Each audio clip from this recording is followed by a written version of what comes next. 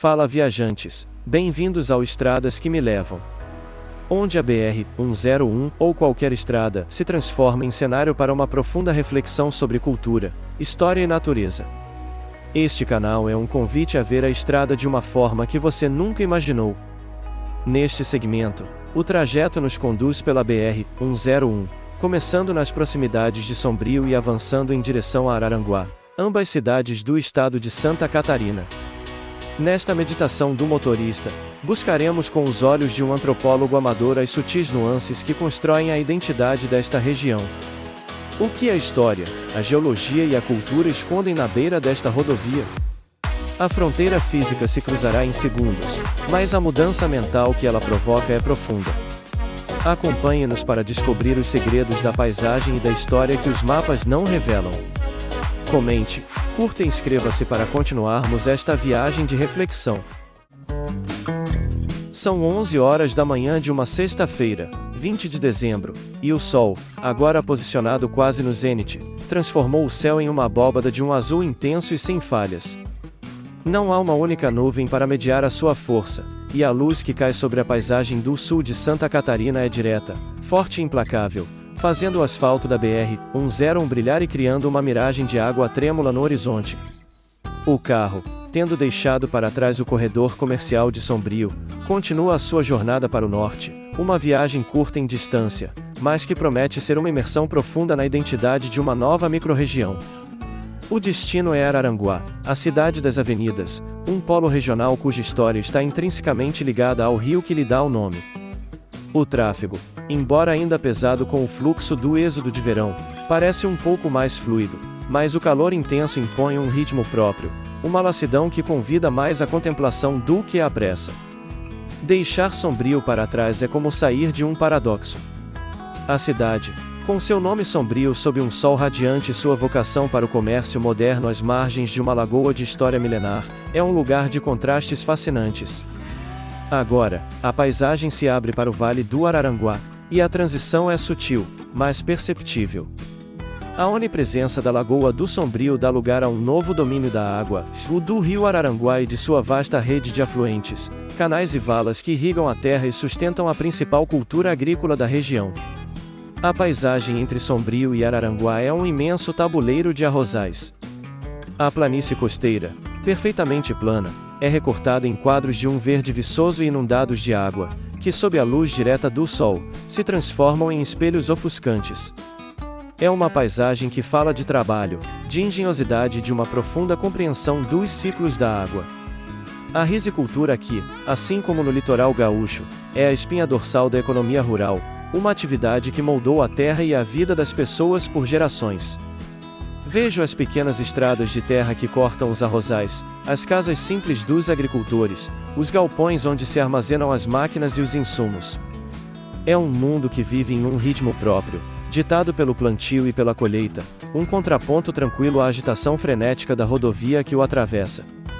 A alma desta região, no entanto, é o rio que lhe dá o nome e que, embora nem sempre visível da estrada, tem sua presença marcada em cada canal de irrigação, em cada ponte que a BR-101 atravessa. E o nome, Araranguá, é uma porta de entrada para o passado profundo e selvagem desta terra. A etimologia, vinda do Tupi-Guarani, é debatida, mas a interpretação mais forte e evocativa a traduz como Rio das Araranguás ou, mais provavelmente, Rio das Boiciningas, as cobras cascavéis. Prefiro esta segunda versão. Ela pinta um quadro de um tempo em que este vale não era um mosaico de arrozais, mas uma terra primordial, uma selva de mata densa e de rios sinuosos, um lugar de perigos e de uma natureza intocada. Dirigir por esta estrada, sob o sol do século XXI, e imaginar este mesmo lugar como o Rio das Cascavéis é um exercício de humildade, um lembrete da transformação radical que a presença humana impôs a esta paisagem.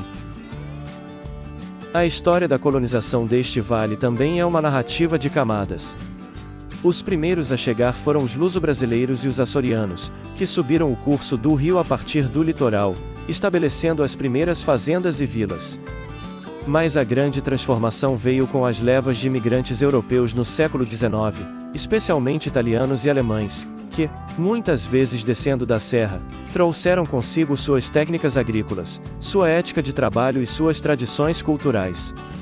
Embora a influência açoriana seja a base, é esta mistura de culturas que define a identidade do sul catarinense. E procuro por sinais desta mistura na paisagem, de um sobrenome italiano ou alemão em uma placa de uma empresa, o estilo de uma casa mais antiga, a presença de uma capela que remete à religiosidade europeia. A estrada é um mirante para esta colcha de retalhos cultural. À medida que me aproximo de Araranguá, a escala da presença humana muda. A paisagem rural começa a ser pontuada por loteamentos, por novos bairros, por galpões industriais. O tráfego se adensa, e os trevos de acesso se tornam mais complexos. Estou deixando para trás a órbita de uma cidade menor e entrando no campo gravitacional de um polo regional. Araranguá se anuncia não apenas como mais uma cidade no caminho para o litoral, mas como um centro de serviços, de educação e de comércio para toda a microrregião do extremo sul catarinense. A cidade ostenta o título de Cidade das Avenidas, e este apelido, por si só, já diz muito sobre sua autoimagem.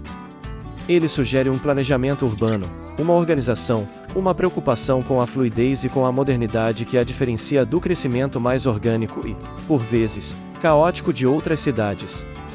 E um dos principais motores desta modernidade e desta condição de polo é a presença de um campus da Universidade Federal de Santa Catarina, UFSC. A placa que indica a direção para a universidade é um símbolo poderoso. A presença de uma instituição federal deste porte transforma uma cidade. Atrai jovens de todo o país, gera conhecimento, fomenta a cultura, cria uma demanda por serviços qualificados e estabelece uma economia que não depende exclusivamente dos ciclos da agricultura ou do turismo de verão. Outro ícone da região, que sei que existe embora não seja diretamente visível da rodovia, é o Morro dos Conventos. As placas que apontam para a sua direção são um convite para um desvio que esta viagem não permite. Mas conheço a sua fama. É um imenso promontório de rocha que avança sobre o mar, criando uma das paisagens mais belas do litoral catarinense. A foz do rio Araranguá está aos seus pés, e a visão do encontro do rio com o oceano, emoldurada pelo farol e pelas dunas, é um dos cartões postais do estado. O Morro dos Conventos é a face litorânea e turística de Araranguá, o contraponto natural à sua face urbana e planejada. Chego ao grande trevo de acesso de Araranguá. O objetivo da minha viagem foi alcançado. A estrutura de viadutos e de alças de acesso é a de uma cidade de porte médio, projetada para distribuir um fluxo intenso de veículos. A paisagem ao redor é uma mistura de postos de gasolina modernos, grandes redes de supermercados, concessionárias de automóveis e restaurantes. As paradas de beira de estrada aqui refletem o caráter de um polo de serviços. A preocupação não é mais oferecer o produto típico local, como o abacaxi ou a banana das cidades anteriores, mas sim oferecer uma gama completa de serviços para atender tanto a população local quanto os viajantes que utilizam a cidade como base para explorar a região. A jornada desta manhã, embora tenha coberto poucos quilômetros, foi uma viagem profunda ao coração do Vale do Araranguá. Sob um sol intenso e um céu sem nuvens, o percurso revelou uma terra de contrastes. Uma terra cuja identidade é moldada por um rio de nome primevo, o Rio das Cascavéis, mas cuja paisagem hoje é um domínio de arrozais geometricamente perfeitos. Uma cidade que se orgulha de seu planejamento e de sua modernidade, mas que serve como portal para uma das paisagens costeiras mais selvagens e belas da região. Araranguá se revelou não apenas como uma passagem, mas como um destino em si, um centro de gravidade que equilibra a força do agronegócio, a vitalidade da educação e a beleza do seu litoral. O carro agora passa pelo trevo, continuando sua jornada pela BR-101, mas a mente leva consigo a imagem de um vale fértil, de um rio carregado de história e de uma cidade que soube construir seu futuro sem apagar as camadas de seu passado. Piada sobre o trajeto. O que uma cascavel disse para outra na beira do rio Araranguá? Com tanta avenida nova nessa cidade, o pessoal podia fazer uma ciclovia pra gente, né? Atravessar essa BR-101 no verão tá um perigo.